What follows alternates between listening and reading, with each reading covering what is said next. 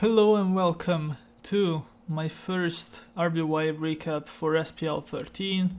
I will be doing one of these videos every week. I will be bringing you one game from each best of three, the most interesting, the most, highlight worthy.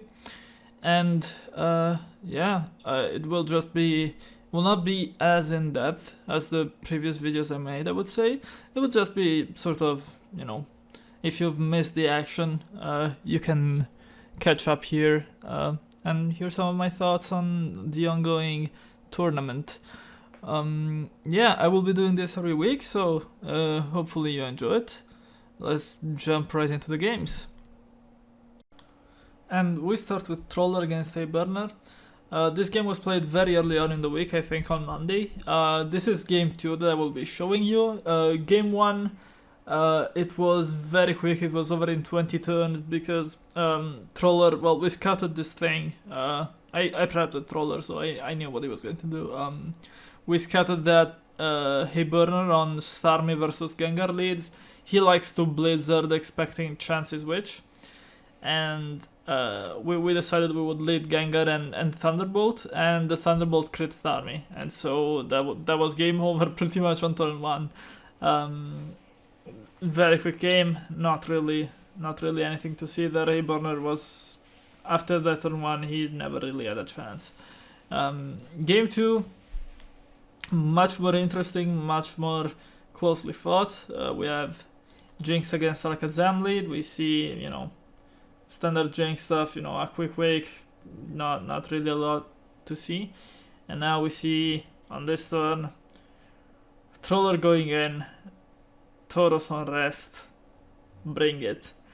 Snorlax comes in. Okay, now this is an important thing you can take away as a newer player. On this turn, if Snorlax doesn't reflect, it's very vulnerable to crits. Like, Body Slam crit pretty much kills it. It doesn't kill it, but it brings it low enough that, you're at a significant disadvantage. And if you don't have reflect, you can die the turn after, so you have to switch out while at low HP, and that's just basically a dead Snorlax. It will have an extremely hard time coming back into the game. Whereas, if Snorlax Body Slams, if this happens, which is the most likely outcome when you Body Slam, again,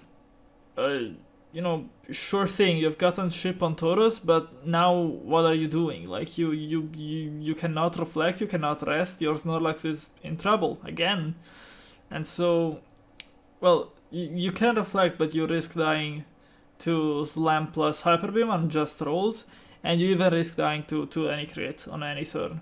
So, it's just bad for Snorlax here. Like, you get ship on Tauros, but this Snorlax is under a lot of pressure. So, this is a very real thing that you can do. And, as we see, Tauros eventually gets lucky. Here, okay, let's pause after the lax kill. Tauros comes in. Here, I think, in hindsight, knowing the Pokemon in the back of Troller and knowing that Troller had killed Snorlax and he was facing a Jinx, he should have kept his Tauros healthier. I talked to him after the game, he agreed this was most likely a misplay. He should not have gone for this ball trade because if anything goes wrong, he just loses a Tauros without getting anything more than 30% damage back. But as things happened, he got basically everything in this exchange. He gets the speed tie at the end, he gets the read on turn 11, knowing that Hayburner doesn't Hyper Beam, he reads that. And so he gets everything he wants, and now he has killed Snorlax and Tauros by turn 12. That's fortunate. Again, after game 1, that was again fortunate, and I think Troller could have played better, but the game is not over because there is a Raiden and there is a Seismic Toss Chansey. And for the uninitiated, Raiden absolutely fucking loves going against Seismic Toss Chansey. It can substitute against Seismic Toss and the sub doesn't break. So Raiden gets so many chances against Paralyzed Seismic Toss Chansey to just switch in and pummel he's just so threatening, so hard to switch into. We see that Troller has the premier Raiden switch in, which is Executor, and we even see that he has Mega Drain to keep it healthier. As we see, with the recovery, he doesn't really suffer that Earthquake too much. But we see that, this turn he could have Sleep Powdered, and he didn't. So, you know, interesting. Perhaps he wants to kill Jinx and sleep something more high value. But we also see that in general, this Executor is going to take a while to be killed, especially when Troller gets these predicts right, like going Snorlax on the Body Slam and then going Earthquake to take less damage on Executor. Nice pivot. But yeah, it's going to be a slow game because it's a Seismic Toss Chansey. Seismic Toss Chansey games are always slow because the Chansey doesn't really threaten anything. Like, you know, it's not like it's threatening Ice Beam Freeze here. It's just going to sit here and do nothing. And yeah, Troller doesn't really want to paralyze anything because he still wants to sleep. But if you're not paralyzing anything, then Reflect Chansey is really not a threat. And that's what we see here. We see just a lot of nothing. A whole lot of nothing. Troller cannot do anything, and Hayburner cannot really break Chansey either.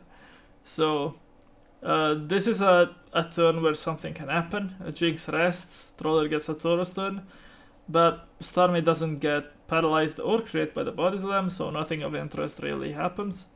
And we continue on. Here we have, the next time Jinx comes in, we have more interesting turns, because it drops Chansey. And here on this turn, Troller told me, on this turn he predicts either Blizzard or Raiden Switchback, because he thinks Hayburner will either go for the kill, if he expects Alakazam to stay, or he will go for Raiden if he expects a Chansey switch. Because obviously Raiden, again, on Seismic Toss Chansey, very good matchup, yada yada. So, he goes Lapras, but he gets hit with another Psychic. I guess Hayburner didn't really want to fancy a Raiden, didn't really want to try a Raiden Switchback yet on this Chansey. And so, you know, Lapras, very unusual Pokemon, very vulnerable to chip damage, obviously, but 23%, not the end of the world, can still do things later on, and switches out. So Lapras, so far not yet useful. Let's see, is it useful yet? Switches in clean on soft boiled, sings, and no hit. And no hit. And no hit. And Lapras switches out in misery. And that's why Lapras has fallen out of favor. It's just so unreliable. It's too unreliable for most players. It just never really works quite the way you want him to. Yeah, Troller, you know, if this 6th was anything else, probably a very downhill game. But the 6th is basically dead now. And so we have very much more Pokemon to play. This Jinx though, you know, it's running out of, it's spent over Alphys Psychics. It's going to be maybe a point of bother. And here, okay, I'll point out this turn here because there's a lot that gets said here, but you don't realize if you just came through it. This Reflect, you know, we've seen that Hayburner's Chances was also Seismic Toss and it was countered during that PP stall earlier. So, Troller here, why does he click Reflect? Well, very clearly he's not predicting a Raiden switch in. Very clearly he's clicking Reflect because he has nothing better to scout counter. And this tells us that he has no Earthquake and no Ice Beam. And so his Raiden, and so Hayburner's Raiden is actually also strong against this. Both Chansey and Raiden, you know, it's Slam plus either Hyper Beam or Boom. And so both Chansey and Raiden can do a number on this Snorlax because it can't really attack into either too efficiently. And so, you know, yes, there is no Snorlax and there is no Tauros, but he can't really make progress with his own Snorlax either, and so this is why this is still a game despite those 2 deaths early on. It's just really, really interesting way that all the sets matched up. And now we see, at last, turn 99, we see why Executor didn't sleep earlier. I said he wanted to keep it for a priority target, but I was absolutely lying. He just doesn't have sleep powder. That's also a reason why you wouldn't sleep powder. You just don't have it, you can't click it. Yeah, and okay, so this is an interesting thing, because ideally this set, you know, with the surprise hyper beam, you can kill the sleep absorb and then sleep something later. But the thing is, his sleeper is Lapras, and Lapras is already fucking died without hitting a thing. So, you know, that just kinda sucks. Troller could have gotten the same result with sleep powder over hyper beam pretty much. You can just sleep the Jinx instead of killing it and you're done. But yeah, as it stands, the way things worked out, not that big of an advantage. It could have been if the Lapras could hit its moves, but it's Lapras, so of course it didn't. And now we entered this sort of endgame stage where Executor is starting to run out of HP. It's gotten paralyzed by Raiden. And so, you know, it's very good into Surf Starmie, it's very good into Raiden obviously, but there will come a time where Troller has to part ways with this Executor sooner or later, because Mega Drain recovery will not last too much longer. And so let's see what happens here. It's more nothing. Okay, we see finally. Troller says, okay, this Chansey cannot do anything. I can't really sleep anymore. Let's just get the Thunder Wave out and play Pokemon. I don't know, go Snorlax and see what happens. You know, just see if I can pistol this with Snorlax maybe, because the Chansey by itself was not doing any progress. But the problem with trying to pistol with Snorlax is that Hayburner has a Starmie and Surf is very threatening, and we see this here. We see a sack, we see a Lapras sack to keep Executor as healthy as possible. And, you know, Raiden he's switching in on Seismic Tosses, he's getting a bit shipped, but there is very much a ticking clock on Troller's team, more so than on Hayes at the moment, because this Raiden is very hard to stop. But Troller does get a very important turn here. He gets this Body Slam paralysis, he predicts he's going to switch Starmie here. Let me go for Body Slam, or, you know, if Hayburner counters here, the game ends. You know, it's one of these. But no, he gets it correctly, he gets the paralysis on Starmie. He tries to fish full para, reveals Hyper Beam. Again, as I said earlier, you could very much infer Hyper Beam from context, but now it's officially revealed. And now we see a very important sequence. This will lead to the final stage of this game. Troller gets another Seismic Toss on switching, and he decides, you know what, I don't really need this Chansey anymore. It stops Chansey and Starmie, but it also constantly exposes me to Raiden, and I don't really have a way to stop this Raiden anymore. Rock Slide is pretty much a 2-hit KO on Executor. So, what am I going to do? I'm just going to sack this Chansey, break this substitute with 2 Seismic Tosses, and then Revenge with Taurus. And now, after this Chansey for Raiden trade, we have this endgame. Really quick, I will try to explain it without dragging things out too much. Snorlax, obviously, very, very dangerous time trying to make any progress against Chansey. And Starmie, walled by Executor, but not really, because Surf Chip will eventually outdamage Mega Drain recovery. So Hayburner wants to always go Chansey on Executor, and Hayburner, you know, his only way to lose this game is, well, okay, so Chansey, you know, counter is good against Snorlax, but it's not stopping it entirely. And so, you know, Troller basically has to work the Snorlax somehow to find an advantage, because This Executor is just walled by Chansey, and if Executor explodes Chansey, then there is no winning, because, well, okay, maybe there is winning if you get lucky, but Paralyzed Starmie will generally recover all the damage from this Snorlax, and then eventually Snorlax FPs, and then Starmie surfs and wins. So if Executor explodes Chansey, that's not a victory. Troller has to, or at least it's likely not a victory. Troller has to try and make something happen with the Lax, but the Lax has a very hard time trying to make something happen because, as I said, counter plus Starmie cannot recover. So this is probably a winning game for Hayburner. Winning end game for Hayburner. We see that the surf chip starts piling up. Eggy 35% heals back up, but it's almost over. And now that Eggy is so low, Troller decides, I cannot really play this Eggy game anymore. I have to try and test my luck with Snorlax, and well, his luck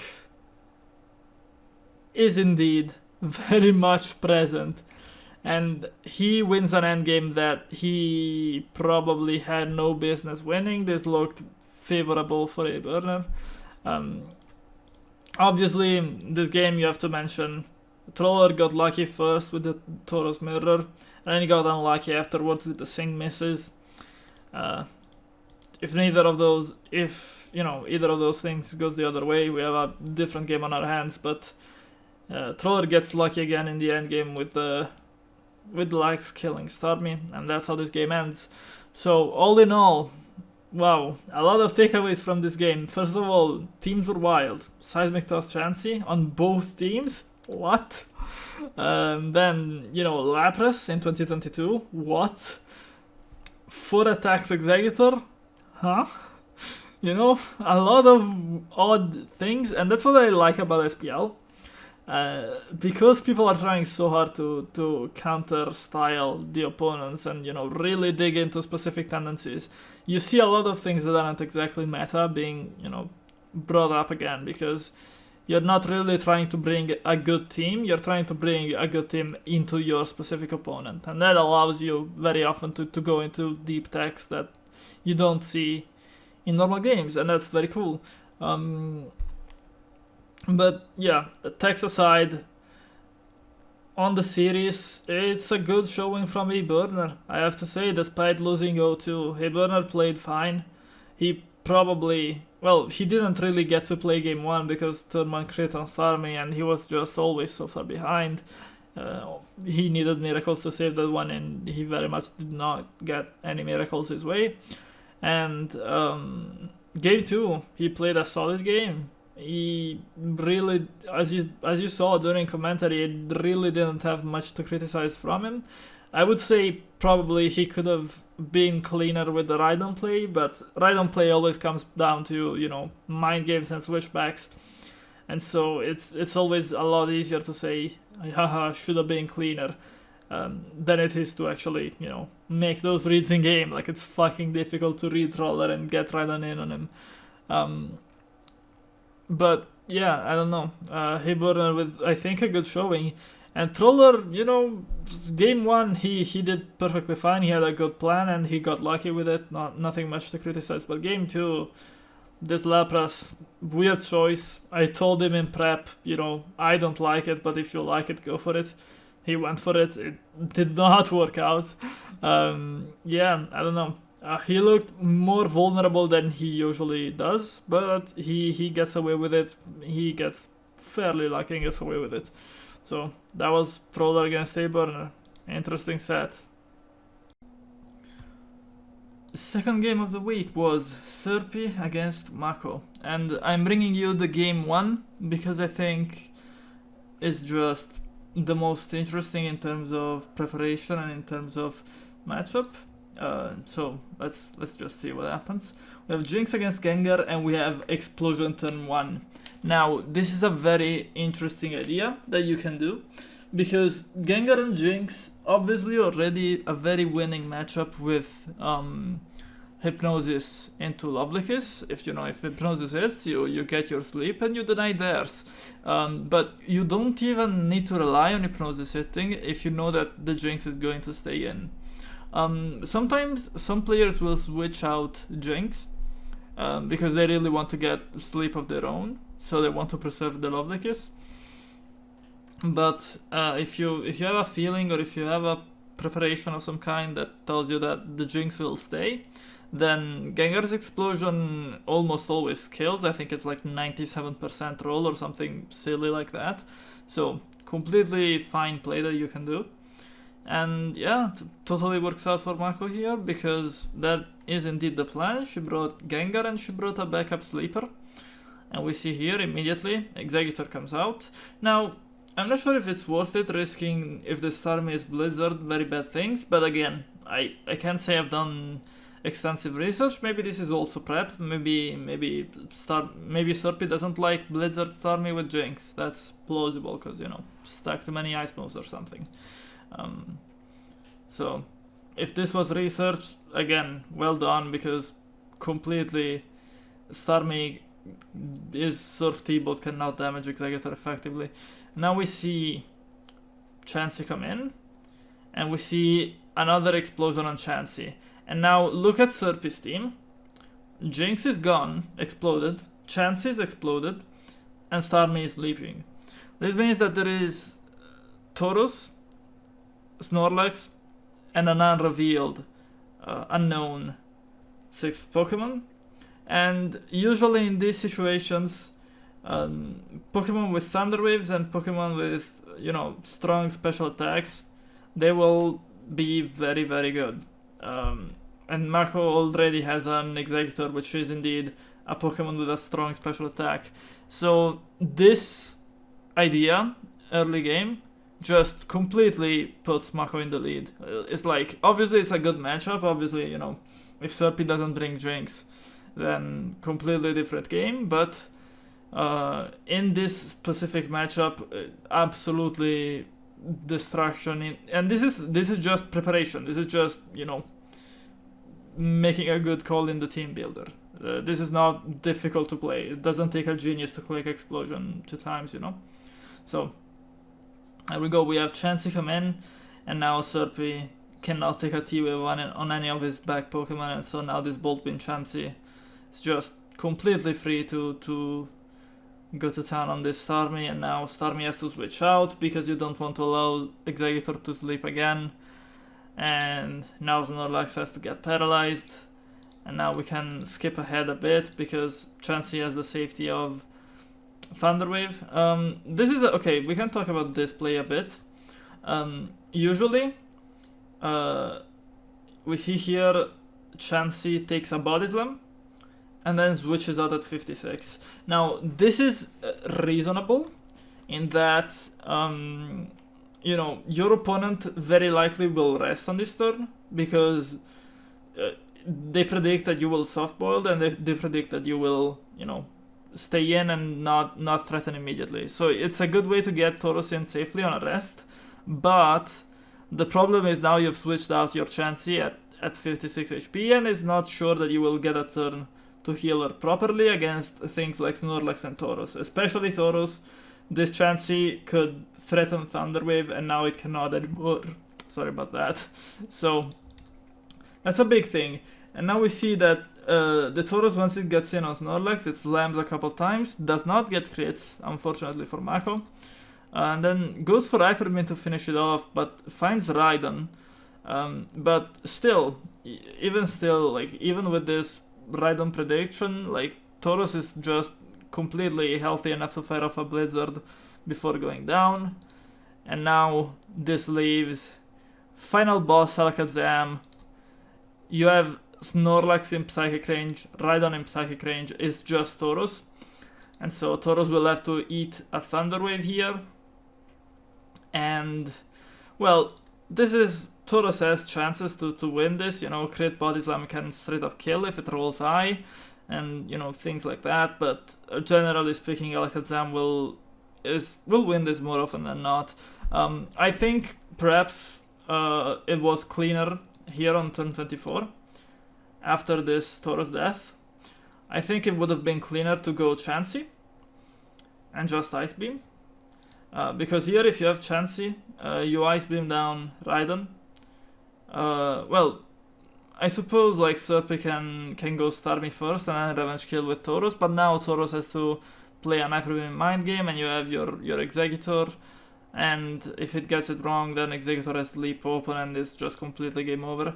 I don't know, I just feel like, or alternatively even better, if you just sack Chansey once Tauros comes in to revenge kill with Hyper Beam, you just let Chansey go, you sack it entirely.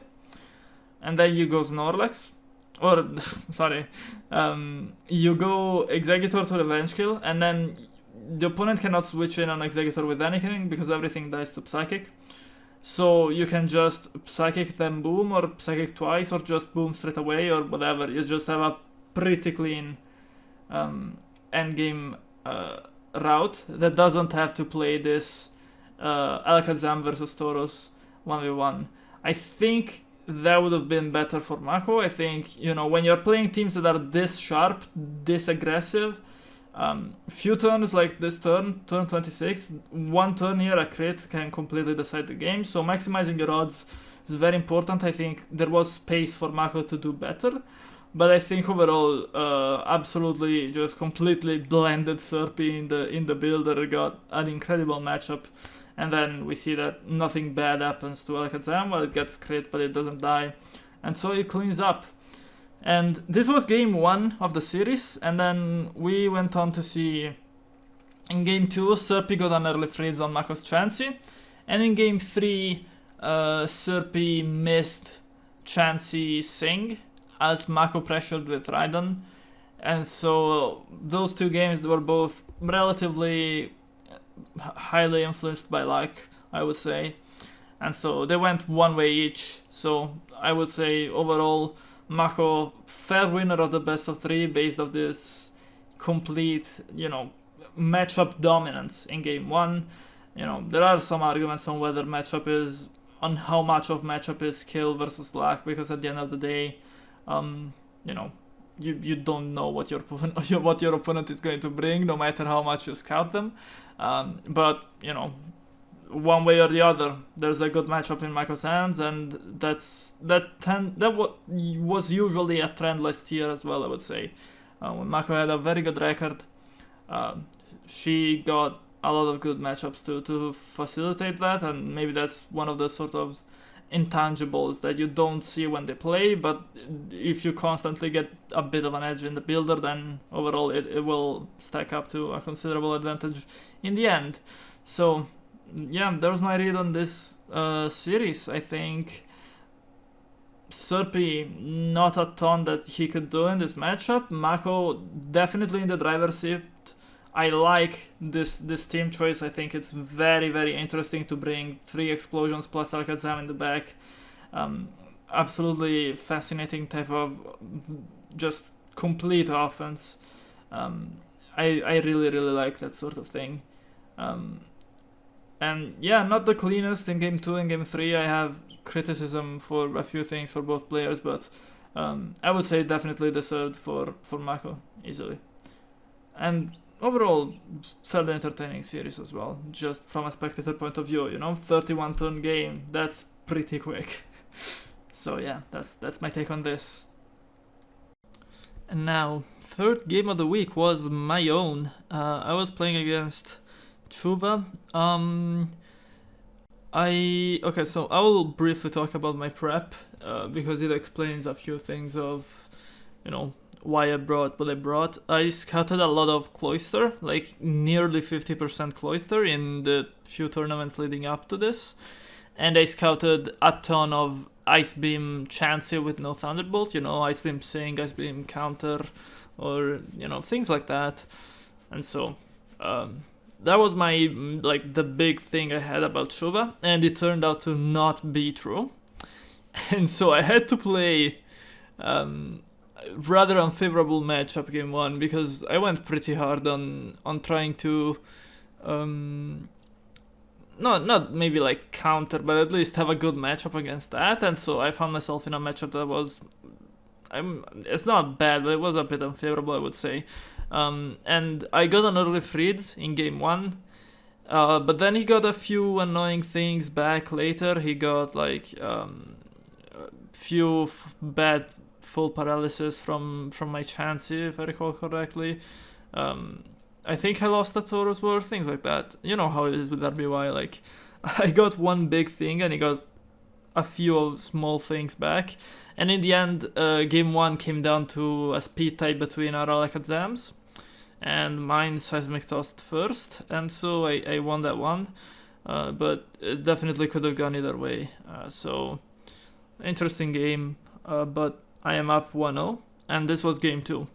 And I'm bringing you game 2 because game 1 was very messy, and this one just was not as messy, but they were both fairly interesting. So, game 2, Starmie against Starmie. Another thing that I scouted from Chuva was that on turn 1, he very often just blizzarded, trying to freeze Chansey. And so I prepared lead Starmie and Thunderbolt him. But he does not do that. He stays and Thunderbolts me. And he gets the paralysis now. And this is annoying because I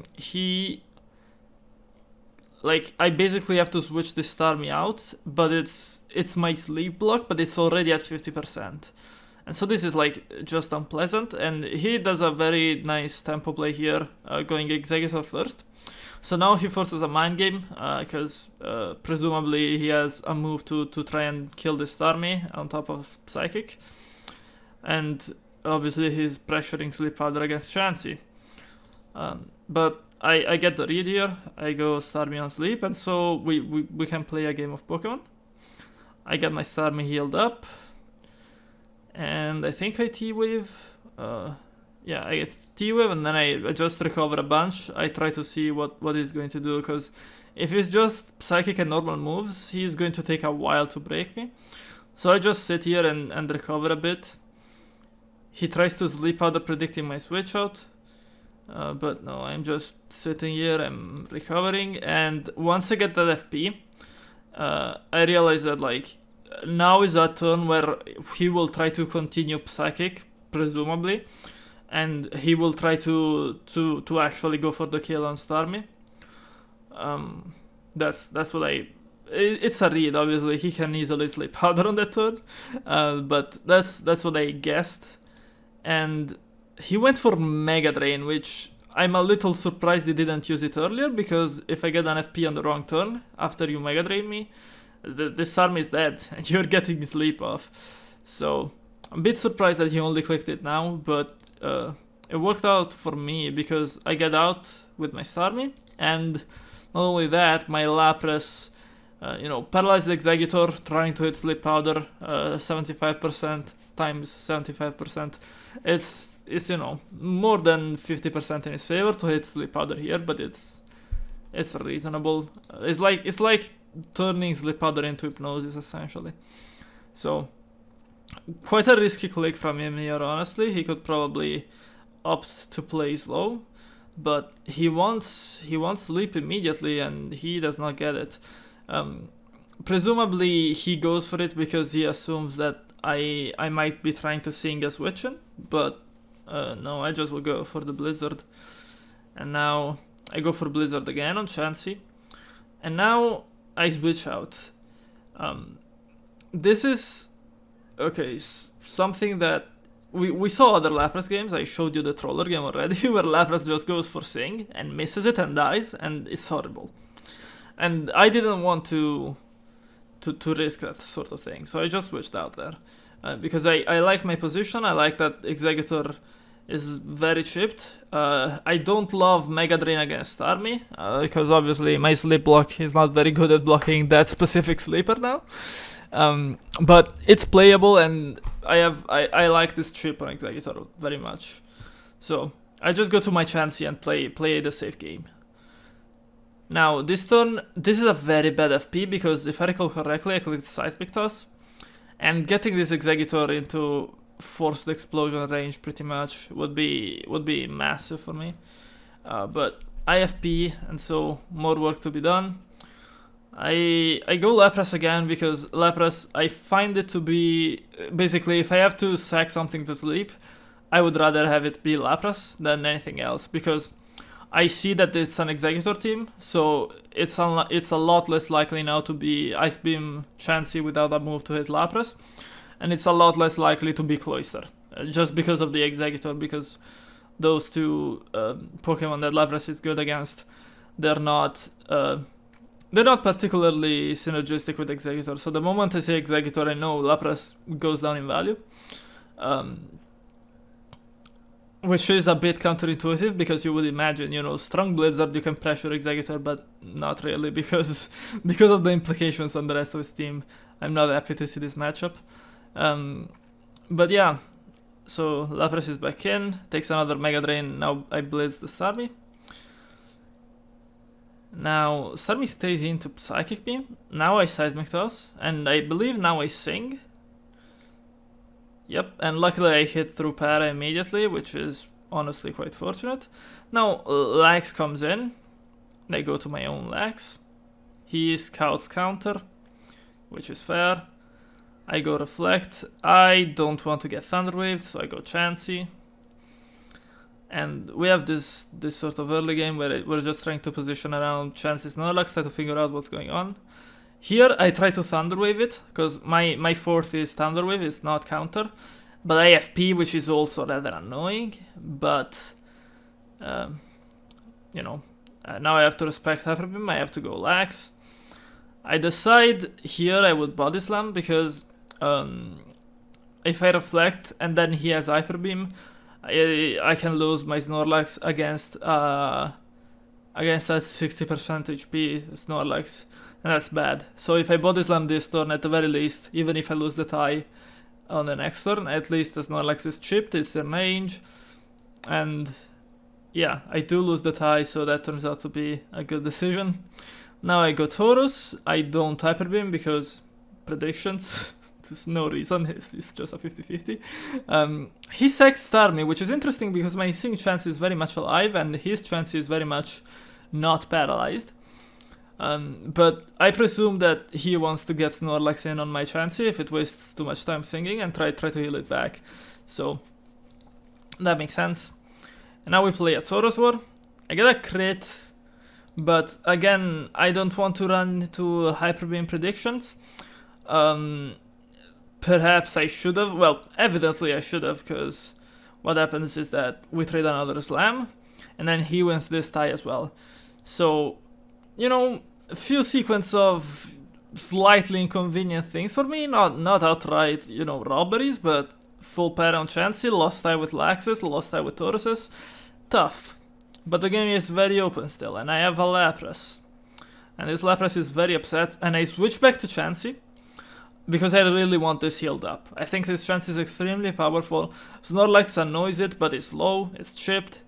I think I really want this Chansey back up now that it has Sing open and it can knock Chansey out of commission, and it can, especially now that it can also sleep block Executor without having to risk my Starmie. I really like this Chansey, I want it back. And I get it back. And he's still scouting for counter here, which kind of annoys me, honestly. Because I just go right on thinking, who the fuck ever clicks EQ here? Like, what? What if I'm, like, I don't know, Zapdos or something? But no, he clicks the Q and he gets it. Fair enough. I mean, he's still scouting for... I don't think he expected Rhydon, I think that's just a counter scout, but it works out for him. And my EQ with Rhydon is a roll on lags. It's like 32 to 38, something like that. 60% to kill or so. 2/3. So Rhydon EQs on Chansey. And now I really want to keep my Rhydon because at this point I see this team structure. And I see that he has not gone aggressive on my Seismic Toss Chansey with the 6th Pokemon. So it's probably not Rhydon. And when you have this team structure, the 6th Pokemon is got to be Zapdos. Like, I figure there's a very high chance of Zapdos at this point. It could still be Alakazam, it could be other things, but I feel like Zapdos is the most reasonable, so I definitely don't want to take this Ice Beam on Rhydon. And I don't. Here I Seismic Toss, getting this Executor further down, which is great. I Seismic Toss again, because now we're playing Explosion mind games. And now, incredible turn, because if he Mega Drains on my Starmie, I'm in deep shit. But I figure, you know, he's about to die. He's not going to get cute with Mega Drains, he's just going to cash in on Explosion and try to play against my 3 Pokemon. And he does, so I get this read correct, which is very good for me. Now, Lapras against Chansey, Hyper Beam, straight up. Here, I suppose he expected Sing. I suppose he just didn't want to risk anything against Sing, because like if he has a Zapdos and he switches Zapdos on Sing, he loses the game. Like Lapras just kills everything. So I think that's why he stayed in with Chansey. I was worried, like slightly scared of Snorlax sack here, because if you Snorlax tanks this Hyper Beam, and you don't really need Snorlax for much, it's lower than Rhydon, it pressures Chansey, but So I was really worried about that, but it turns out, you know, I had this read that he wouldn't risk fucking around against Sing, and he didn't. And so I Hyper Beam Chansey. And now he sends in Zapdos, and I realize here that if he kills my Lapras with Thunderbolt, Rhydon comes in, Rhydon clicks Substitute, and the game is over. It's just straight up over. Because, well, I suppose Snorlax can live a role, but Rhydon behind the Substitute, it kills Zapdos, it kills Snorlax, and behind the Substitute, you know, you use the sub to tank a hit, and you kill Taurus. And so I just stay in, and and he tries all of these switchbacks, because he wants to get his other Pokemon in on Rhydon to try and rescue something out of this game. He tries this twice, but I just have no reason to switch out of Zapdos, because with Substitute, I reckon I can just sack this Lapras and then set up Sub and win with Rhydon, so that's how this one ends. It looks like I read him, but really I was just sacking, and he was trying to see if I would choke, and I didn't choke, so, you know, it's way less impressive than it looks. It looks like I'm reading him over and over, but it doesn't. It's not. That's not what happened. Yeah. That was the game. I think it was a really fun game. I think obviously some luck with that sleep miss with Lapras early on, from Executor against Lapras, and some luck back with, as I mentioned, the Chansey FP, and then losing the Lax tie, and then losing the Taurus tie. Some very annoying things, but ultimately when you load Rhydon into Zapdos, the matchup is good, and ultimately that's what won me the game. Yeah, I don't know. This is I really like what I did with my team here. I think against his usual scout, this was going to be good, and against unusual things, it was going to be playable. Very unusual game state due to that rare TB paralysis on turn 1. Very, very, very odd game. It's just not a game that you expect to watch in 2022, honestly, but hey, that's why SPL is beautiful. You bring out the weird text. You try to switch up your play because you don't want to get countered. These things. So obviously I won, so I'm really having a good time talking about this game, but I think it was just good in general. I don't know. You let me know in the comments, I suppose. Yeah, that was the third game of the week. Now, fourth series of the week, Friend of Mr. Golem against Aliss. Honestly, I think this was one of the messiest. I don't know, strong competition, but those last two series, very messy. Let's just get on with it. This is game 1, and I'll tell you what happens after that. Aliss does this cool Jolteon to Jinx switch, and this is funny actually, because I was looking at this idea. Because Jolteon lead, very often you see switches to Chansey on Thunder Wave, you see switches to Raiden on anything and to Executor on anything Burp and Missile. And so having this switchback to Jinx immediately gets you, clean Jinx against a slower Pokemon. And I was looking at this idea, and then I found out that it's been done before by Aliss this week, and it's been done before in other tournaments by other players. So, that I literally came up with it independently, but evidently I was not the first on this train. So that's a cool idea that maybe you can play around with, Jolt into Jinx. But yeah, Fong sacks his Chansey, which is original. And now we have this Jinx, and Fong is just going to paralyze it. And now he's going to Psychic. And now he's going to paralyze Chansey as well. So presumably Chansey was a sleeper and he just said, okay, I guess I'm not sleeping, I don't mind. Jinx is not a Pokemon, whether it's alive or dead, so I'm just fine sleep sacking my Chansey, I suppose. And Aliss does something very not recommended here. She tries to play with paralyzed Chansey against unparalyzed Alakazam. And spoiler alert, this is not a great decision, because this can happen. Watch. Whoop, not there. Watch. There we go. Drop. Para. Switches back to Jinx. Eats a Seismic Toss. Now this is also in danger, but it goes back to Chansey. Crit. Drop. Ice Beam? Why Ice Beam?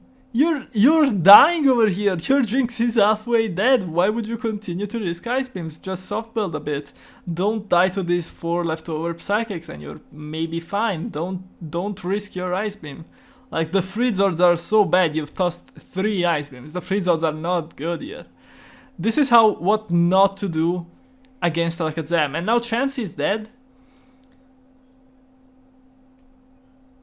And now Starmie has to get paralyzed as well, so half the team is paralyzed, and Fungus only uses Alakazam now. And now it's still, like, this is range to kill with Psychic. It's, I think, I don't know the exact HP number, but I know 19 point something is Alakazam's max roll, so it's probably a roll, and definitely with a crit, you die. And definitely with an FP you die, and that's a lot of odds adding up. And definitely with a drop or an FP the next turn, like so many things that can go horrendous, and they go horrendous, and you just have to play a bit safer, less Ice Beams, more softs. Like you can PP stall Alakazam, it's not great, you can do it. But you just volunteer your half your Jinx and your entire Chansey for, Psychic PP. They're valuable, but they're not that important. Jesus Christ. And yeah, this is just a disaster of a game, but I'm showing it because it tells you, I think it's good for new players to see this. It's because sometimes you don't realize how bad Alakazam is to handle until you see something like this happen in a high level game, and you realize, okay, I'm going to play more safe here. I'm going to soft a lot, because this is just extremely likely to happen. Like, not the specific sequence, but something like this. If you leave Alakazam unparalyzed, and it's attacking every turn, and you are paralyzed, and so you will miss a soft boiled eventually, extremely likely that Alakazam fucks you up. So likely, even if you have 2 Psychics to clear the drops and everything, just awful. And the funny thing is, Funk didn't even bother. Like, he had multiple opportunities where he could have easily gone for a switchback to Snorlax on Jinx or something to try and pressure with that. He just didn't even bother doing that, so it could have been even worse. It could have been even more pressure. But he just played it safe and calm and tried his odds with Alakazam, and he got it. That was enough. So it could be even worse than what he did.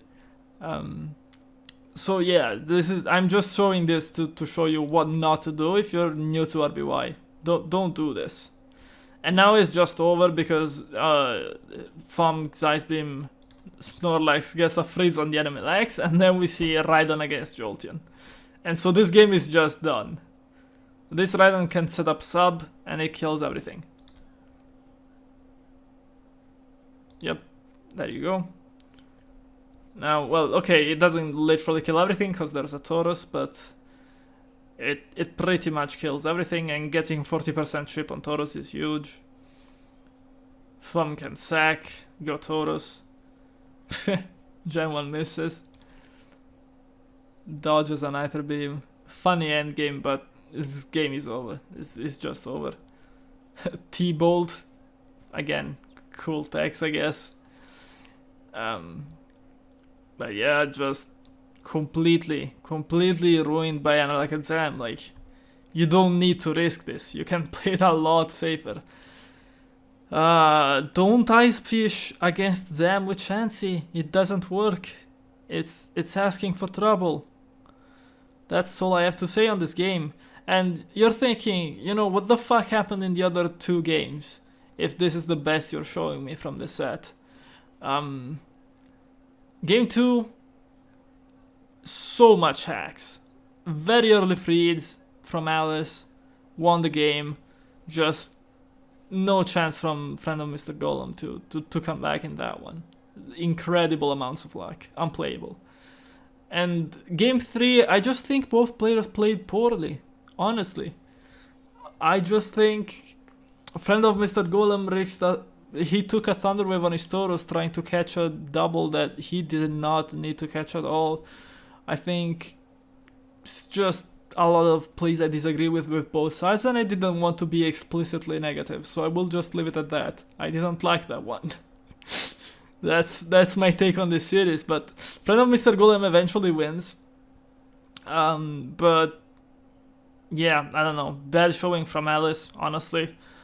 I mean, I want her to do well, but this game 1, definitely not it.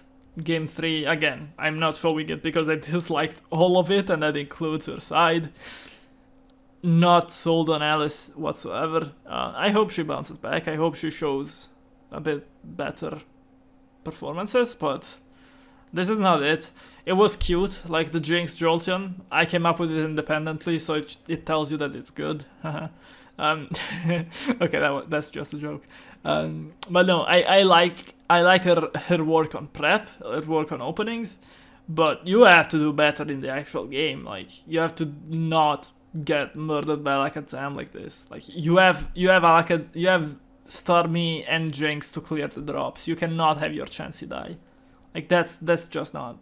And even worse, you could Thunder Wave the Zam and just make that incredibly less likely because he's going to have P every 4th turn.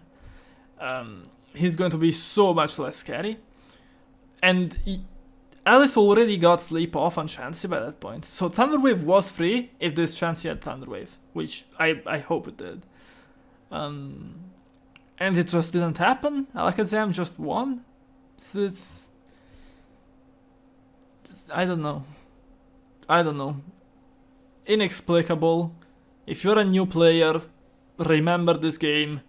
Don't do this. Try to beat the Alakazam side of this equation because you are a lot more favored to win.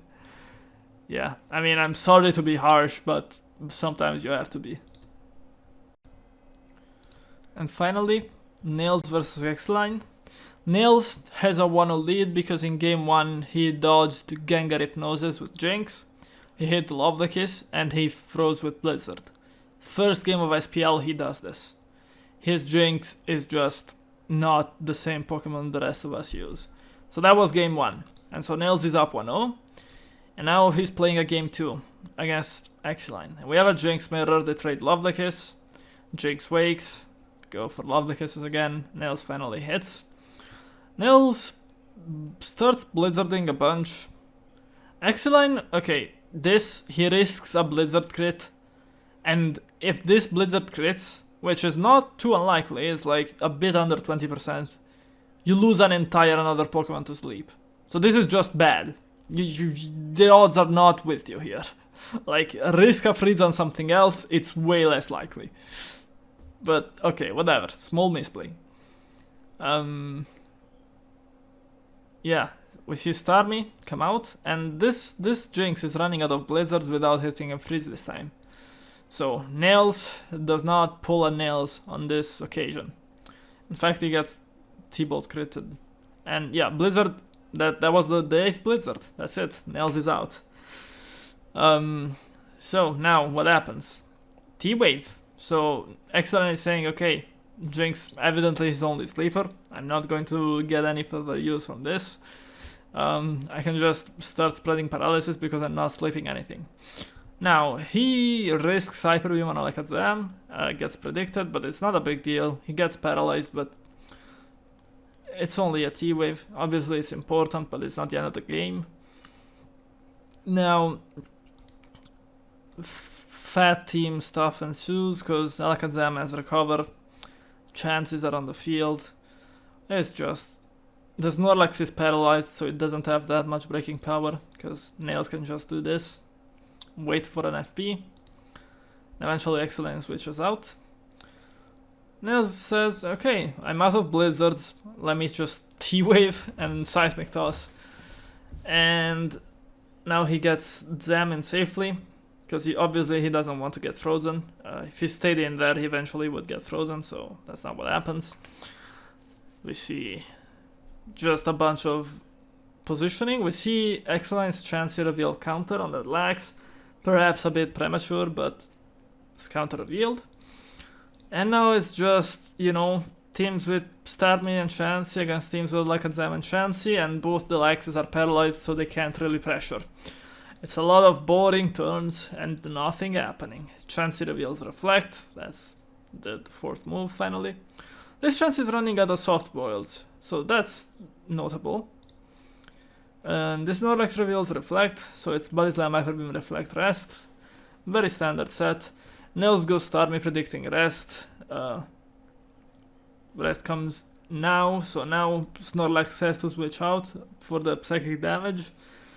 Which is good progress for Nails, because now this Lax, you know, it's sleeping and it needs to burn one turn and then wake up and then it can attack, so that's good for Nails. But this Lax is still alive, it can be brought back in many ways. Nails just decides, you know what, I don't know what to do, I guess I'm sending Jinx in. Exiline could use this as an opportunity to try his luck with Tauros, but perhaps noticing that against enemy Snorlax, his Lax is asleep and his Chansey is paralyzed, he might be in danger. He doesn't go for that, and so nothing of note happens. T-Bolt Para comes down on Chansey, which, is it good, is it not? Time will tell. Now Exiline gets Lax in on a double. It's not the worst, but it's not the best. Nails goes for this. And Exiline, without knowing that this has Hyper Beam, decides, you know what? I know Nails, I've done my scouting. This shit definitely has Hyper Beam. And it turns out this shit absolutely has Hyper Beam. And it gets countered. And so Nails loses as Snorlax. But Exiline has low HP Chansey and low HP Snorlax. Will he be able to recover them without just dying to Tauros within the next 3 turns? Let's see, Tauros is in. What does he sack? Nothing. Goes Starmie. Fair enough. It's at full health. You can do that. Recovers. Fine. T-Wave's trying to catch a switchback, presumably, because obviously Snorlax is trying to recover here. But no, Snorlax is not trying to recover. He's trying to come in and Hyper Beam and get one last bit of progress in before dying. And now Jolteon comes in. And this is the point of the game where you say, how the fuck does Jolteon not win? Because clearly he kills Tauros from here. Clearly you don't want to trade Starmie for Starmie's entire life for Jolteon's T-Bolt. Clearly this Chansey dies to double kick, 4 soft boils, not the greatest opposition. This Alakazam If it heals up, sure. At the moment, nah. So, how does Nails the Magician escape this one? Oh, by the way, there's a Tauros at full health also, just in case. How does Nails escape this? He sacks Jinx, says, it's not, I don't need you anymore. I just need a safe switch onto Chansey. I don't want to get double kicked on the switching, because if that crits, that's annoying. Then he says, okay, you've gone Chansey to try to heal it up. I also have someone to heal up. It's my Zam. Let me get this recovered. Gets it. And now we're playing a war. Because Zam is very hard to switch into. Chansey, not so much. But Chansey also doesn't do, like, you can only switch onto Chansey with Starmie or Chansey. Like, you cannot, Exiline cannot get Tauros and Jolteon on the field safely and easily. He has to make a call at some point. And while waiting for that call to happen, he is just flip-flopping between Chansey and Starmie, while Nails flip-flops between Zam and Chansey. And Starmie if he wants to, but at this moment it's not paralyzed, so probably not. And so this ensues.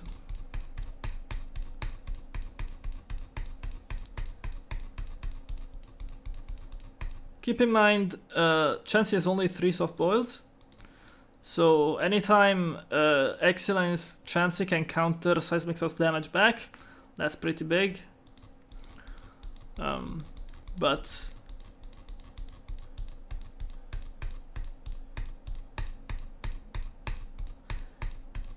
you know, the soft boils are going down eventually, but Nails realizes he can go Zam, and he doesn't need to run himself out of soft boils, which is great. He should have done this presumably a lot earlier, because switching between Zam and Chansey, pretty low risk.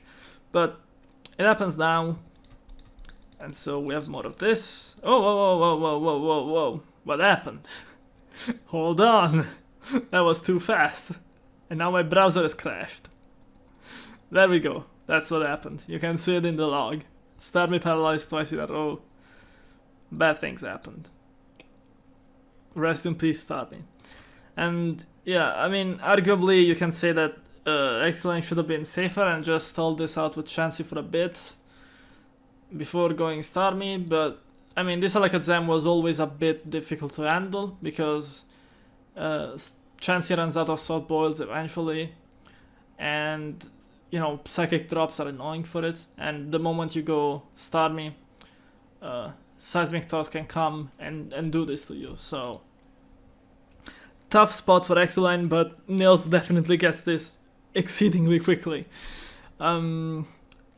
Worth noting that there's a Jinx sleeping here, but I don't disagree with Exiline on keeping this for Tauros later on and trying to survive the Alakazam with just Starmie. But alas, it's not what happens. And now, will he Hyper Beam? Yes. No crit. T-Wave comes. Tauros is paralyzed. Big moment in the game, because this Starmie can recover. In this turn, Exiline could have gone Jolteon. Because again, Jolteon extremely scary for Nails still. Because Zam still very exposed to like 1 crit, and Jolteon crits are very common, so 1 crit and it's gone. So could have switched back Jolteon and recovered there maybe, but he prefers to stay and slam a bunch and gets a para. Which is fun, but is it correct? Probably not. He goes for Jolteon now. Oh, he predicted the full paralysis, I see. It was RNG manipulation, sorry, my bad. And now we see that Exiline is witching with Jolteon out of Chansey, so presumably doesn't want to get Thunder Waved. That's fair. But now this is a problem. Now that Exiline has allowed Starmie to fire off a Psychic, this is a problem on Tauros, because now his Tauros is low HP. It cannot Hyper Beam a Zam down. It is a lot riskier against Chansey. It's a lot riskier. It's entirely revenge killed, in fact, by enemy Tauros. So what is happening? I think most likely the correct play here was to Jolteon on Starmie, because only a Lunatic clicks Thunder Wave, and I mean, you can take psychic damage, it's not ideal, but it's fine. Probably the ideal play was to go Jolteon, but now he gets Psychic critted, which is incredibly ugly. And now he has to try and break Alakazam with Jolteon. Does he do it? We don't know. Results delayed. And now we see that he tries to catch Tauros on double kick with Thunder Wave. And we see it thunderbolting. And this is the great tragedy of this game. This Jolteon has double edge instead of double kick. Because Exiline typed double and then clicked space. And the simulator went for double edge instead of double kick. And he did not notice. And so we will never know how this endgame would have played out with a Jolteon that could very quickly make this Chansey run out of soft boils. Very quickly. What would have happened? It's hard to say. It doesn't happen. There is only T-Ball to deal damage to this Chansey. I mean, there is double edge, but you probably don't want to click it. And yeah. Nails get the Alakazam back. Risks an FP crit, so he goes back to Chansey. He gets crit. There is still some life in this game because Jolteon and Nails' team is paralyzed, but eventually, now Zam is faster because this Jolteon was paralyzed twice before resting, so he's lower now.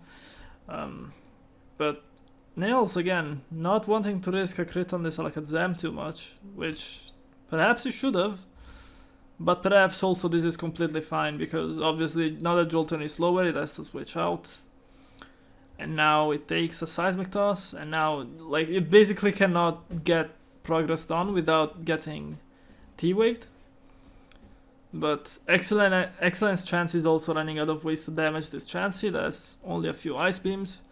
So Nails can sit here and T-wave, let this Chansey die. I'm not sure if this was the cleanest way to do it, honestly, but this way he gets a free recover with Zam, which is pretty safe. And now, once this Thunder Wave comes off, Tauros is most definitely going to clean. Right? Wrong? We don't know. Come on, get on with it. This game is so fucking slow, 200 turns. Finally. Alakazam finally attacks, gets a crit, and the game is just over. And Exiline shows double edge. And that's it. That's the end of the game. Oh my god, how tiring. 225 turns. Would this have changed with double kick? Possibly, quite possibly. Very odd game. Again, Jinx mirrors. Like, why is this happening? Why are you playing so much Jinx? Why does your Jinx freeze on first Blizzard in game 1? Like, in game 1, Jinx had activated Freeze Claws by turn 8. Like, that's just what he does. It's uncomfortable. I'm not... This is a bad note to end the video on, but that's what happened. This was the last game of the week. I'll see you all in week 2. Hopefully, I don't know. Hopefully not this. I don't know what to tell you. Hopefully more of the earlier games. Those were fun. Apologies if this offends you in some way, because you're a player involved in this game or because you play like this, but I don't like you. This is just not good. Nah, it's all jokes, Yeah, see you next week.